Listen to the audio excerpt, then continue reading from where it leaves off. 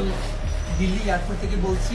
এখানে আমাকে প্রায় 40 মিনিটের মতো আমাকে পুলিশ কাস্টডিতে আটকে রাখা হয়েছিল। আমাকে খুবই বাজে আমার সাথে অ্যাপ্রোচ করা হয়েছে এবং তারা আমাকে জেলে দিতে চেয়েছিল। ভারতীয় গোয়েন্দা নজরদারি ইস্যুতে হঠাৎ ব্যাপক আলোচনায় বৈষম্য বিরোধী ছাত্র আন্দোলনের হবিগঞ্জ জেলা শাখার সাধারণ সম্পাদক মাহদী হাসান। সম্প্রতি যিনি পর্তুগালের ভিসা আবেদন করতে ভারতের দিল্লি গিয়েছিলেন। এর আগে সামাজিক মাধ্যমে ছড়িয়ে পড়া একটি ভিডিওতে দেখা যায় শায়েস্তাগঞ্জ থানায় বসে তিনি একজন পুলিশ কর্মকর্তাকে হত্যার হুমকি দিচ্ছেন। আর ভিডিও ছড়িয়ে পড়ার পর জানুয়ারিতে পুলিশ তাকে গ্রেফতার করলেও সমর্থকদের বিক্ষোভের মুখে তাকে ছেড়ে দেওয়া হয়।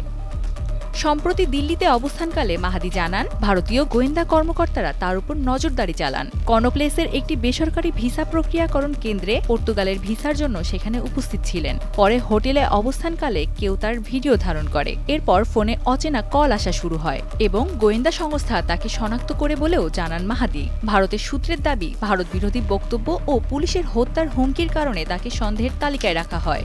মাহাদি বলেন, তার বৈধ ভারতীয় ভিসা থাকলেও সেদিন রাতেই তা বাতিল করা হয়। এমনকি দেশে ফেরার সময় দিল্লি বিমানবন্দরে আলাদা করে জিজ্ঞাসাবাদ করা হয়। প্রায় ৮ ঘণ্টা বিভিন্ন সংস্থার কর্মকর্তার প্রশ্নের প্রচণ্ড হয়রানি ও জীবন ঝুঁকির মধ্যে ছিলেন বলে দাবি মাহাদির।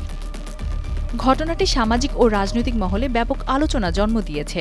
ভারতীয় নজরদারি ও দেশটির বিমানবন্দর জিজ্ঞাসাবাদে মাহাদির অভিজ্ঞতা, মানবাধিকার, ছাত্রনেতাদের নিরাপত্তা এবং আন্তর্জাতিক ভিসা প্রক্রিয়া স্বচ্ছতা নিয়ে নতুন করে প্রশ্ন তুলছে। Sanjida Laboni, Times today.